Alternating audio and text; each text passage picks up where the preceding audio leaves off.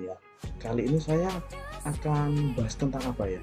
Ya, kok di sini ada banyak sekali ya tentang obat-obatan, gambar obat, ada fungisida, ada insektisida, ada herbisida kayak gitu ya.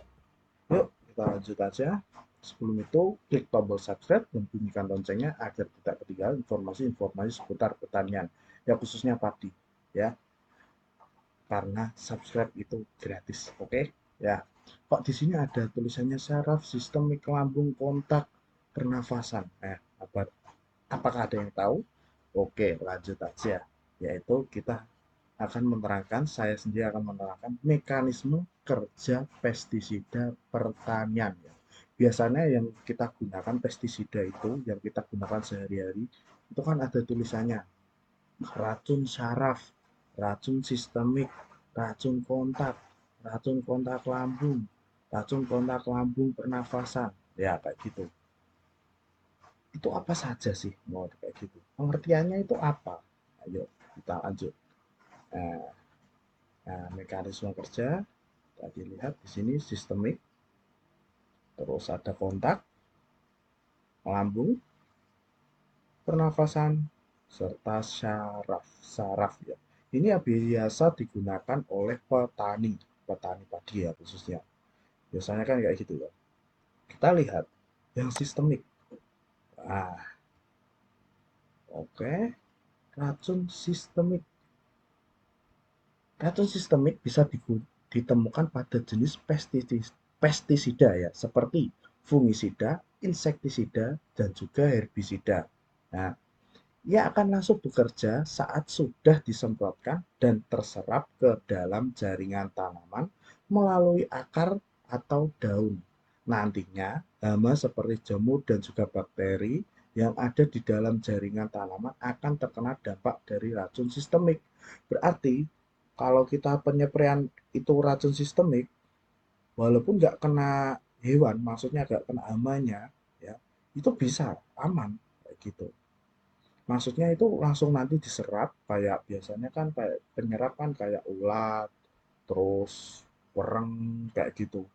Kan diserap oleh tanaman, terus diserap oleh hama tadi, nanti akhirnya terserang mati kayak gitu. Nah, ini contohnya.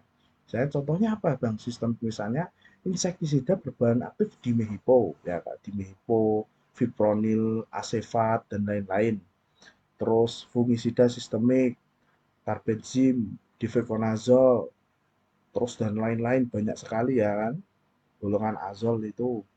Terus herbisida kayak glifosat, terus ada metsulfuron metal dan lain-lain. Nah, ini seperti contohnya kayak gini.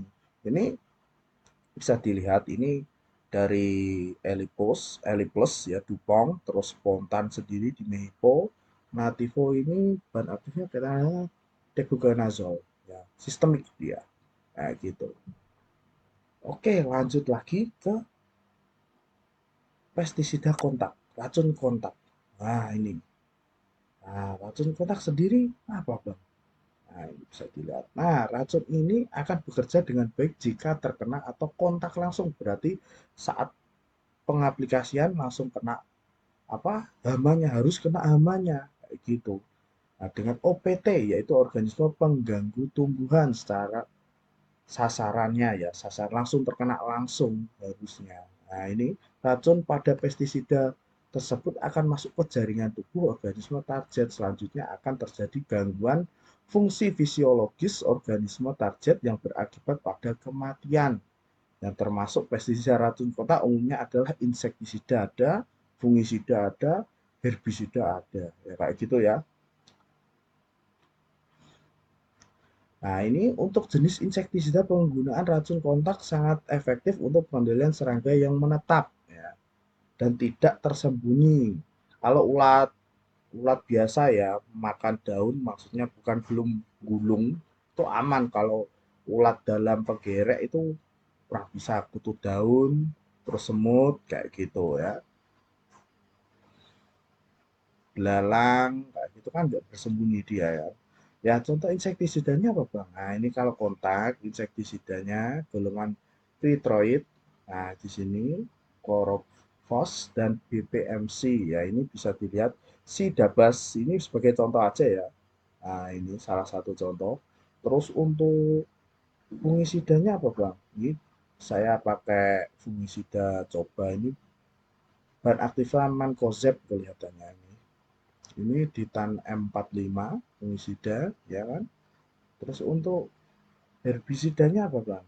Ya, yang bahan aktif Prakup biasanya Gramason kan langsung dispray langsung kosong kayak gitu. Ya hati-hati, jangan salah obat kalau Gramason bahaya. Dibedakan, kalau bisa dibedakan untuk herbisida dibedakan aja tempatnya dengan insek dan fungisida gitu ya. Lanjut ke sistem lambung ya. Sistem lambung. Oke, kita lihat racun lambung. Racun lambung merupakan salah satu jenis pestisida yang tidak langsung bekerja ketika diaplikasikan loh. Nanti kan loh, malah nggak mati bang. Nah ini jenis pestisida yang satu ini perlu disemprotkan dulu ke tanaman yang biasa ya dihinggapi oleh OPT ini oleh hama ya kan, organisme pengganggu tanaman. Walaupun hamanya itu pergi jalan-jalan, kalau kita sempretkan aja terserah abiat. Nanti kalau dia kembali terus masuk ya makan, nanti racunnya itu bekerja nih ya lanjutannya. Nanti racunnya ini akan bekerja dengan maksimal jika bagian tanaman yang telah disemprotkan racun lambung dimakan oleh organisme pengganggu yang menjadi target ya, kayak belalang main di tetangga terus masuk lagi ke situ dia makan, nanti langsung racunnya bereaksi saat saat daun itu dimakan oleh apa serangga tadi. Nah, nanti masuknya lambung. Nah, ini racun akan langsung menginfeksi lambung organisme target dan bereaksi di dalamnya. Kayak gitu. Ya ini contohnya aja ya kayak endur, abacel, regen, terus apalagi buahnya kontak lambung itu ya kayak gitu ya. Mungkin bisa cari-cari kan di situ ada tulisannya ya kayak kayak gitu. Terus lanjut ke pernafasan. Nah, ini racun pernafasan ya. Racun pernafasan atau pestisida pernafasan jenis ini dapat membunuh serangga jika terhisap melalui organ pernafasan hama. Berarti kan biasalah kalau berarti ini terjangkitnya kalau dihirup ya kayak gitu. Nah ini racun ini sering digunakan memodalkan hama gudang. Jenis racun ini sering disebut sebagai racun fumigan atau dihirup lah kayak gitu. Namun jika sekitar racun pernafasan ini disemprotkan bukan pada waktu puncak di mana aktivitas hama sedang berlangsung, maka efektivitasnya akan berkurang. Berarti kurang bagus untuk tanaman padi kalau belum saat waktu puncaknya. Ya, ini contohnya posban, sitazon juga ini. Ini contohnya ini aja, saya ambil contoh kayak gitu. Berarti kalau menurut saya pernafasan kurang gitu. Oke lah, nanti kita ambil kesimpulannya aja di akhir video ini ya. Yang terakhir itu saraf. Saraf kayak saraf kenal. Ya kan? Racun saraf bisa stroke berarti ya. Racun apa sih? Nah, racun saraf biasanya akan meracuni organisme pengganggu tanaman dengan cara merusak dan mengganggu mekanisme kerja saraf tubuh. Biasanya kan bisa merusak saraf, mungkin saraf penglihatan, saraf makan atau rasa, saraf lambung, saraf pernafasan, kan kayak gitu kan. Lebih bagus ini. Nah, kan obat-obat sekarang atau pestisida sekarang, insektisida sekarang itu ke sini. Racun saraf sekarang. Nah, nih nantinya racun ini akan menghambat enzim di dalam tubuh OPT ya, organisme pengganggu tanaman, bahkan sampai menyebabkan kematian. Racun saraf bisa ditemukan pada jenis insektisida, biasanya di insektisida loh ya. Nah ini contohnya dari Dupont, dua ini Dupont, memang biasanya saya pakai ini ya, bukan sponsor ini ya, tapi biasanya memang saya pakai untuk Dupont Dari insektisida untuk ulat saya biasa pakai Prevaton, serta dari untuk pereng itu saya pakai Pexawon, ya kan? Nah, ini ini menyerangnya saraf. Nah, itulah tadi mekanisme kerja pestisida pertanian. Besok-besok nanti saya akan membahas tentang pekatannya. Kan di situ ada berapa EC, ada W, apalah gitu, nah, kayak gitu. Banyak sekali itu singkatan apa sih? Nah, jadi kesimpulannya apa, Bang? Oke, nah ini saja. Dengan mengetahui cara atau mekanisme kerja pestisida, kita akan tahu bahwa ya, nah, racun sistemik efektif digunakan untuk membunuh hama tanaman yang ada di dalam jaringan tanaman atau pada hama yang tipe serangannya adalah menghisap atau menusuk tanaman, misal hama penggorok daun, penggerek batang, ya, penggerek buah, trips, dan kutu. Biasanya apa? Nah, kayak gitu. Kayak ulat, kayak gitu ya. Nah, terus yang kedua, racun kontak sistemik dan lambung efektif digunakan untuk ya biasanya kan kontak kan sistemik dan lambung. Biasanya tambah-tambahannya itu kontak sistemik lambung efektif digunakan untuk mengendalikan hama tanaman dengan mobilitas tinggi seperti belalang, kutu, lalat buah dan sebagainya ya kayak apa walang sangit ya, gitu. Karena pada saat penyemprotan kemungkinan hama tersebut tidak ada di tempat atau terbang dan beberapa waktunya akan kembali dan hama akan mati jika memakan bagian tanaman yang masih mengandung residu kayak gitu ya. Residu itu racun. Nah, di sini.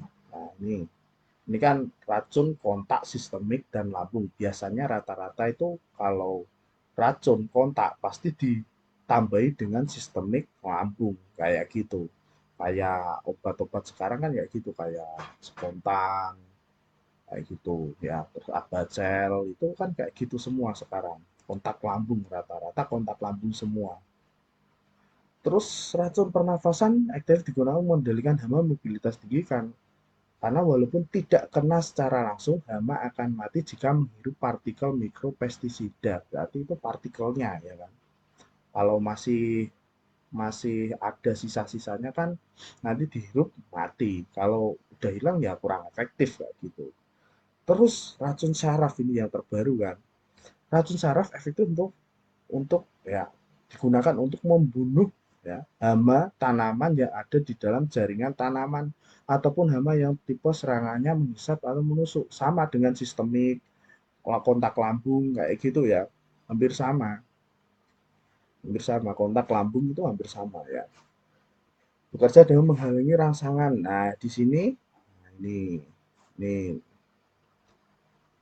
racun saraf bekerja dengan menghalangi rangsangan pada simpul saraf hama seperti bernafas, makan, dan lain sebagainya. Efeknya hama akan mengalami kelumpuhan dan tidak bisa makan dan akhirnya mati. Berarti kalau racun saraf itu membunuh dengan pelan-pelan, menyakitkan ya. Ya, itulah tadi beberapa racun jenis sarum, jenis racun ya untuk yang mekanisme kerja pestisida yang biasa digunakan oleh petani ya. Mungkin jika rekan-rekan sekalian ada pertanyaan bisa ditanyakan di kolom komentar atau mungkin rekan-rekan sekalian kurang sependapat dengan saya bisa dituliskan di kolom komentar ya. Tidak ada manusia di dunia ini yang sempurna ya.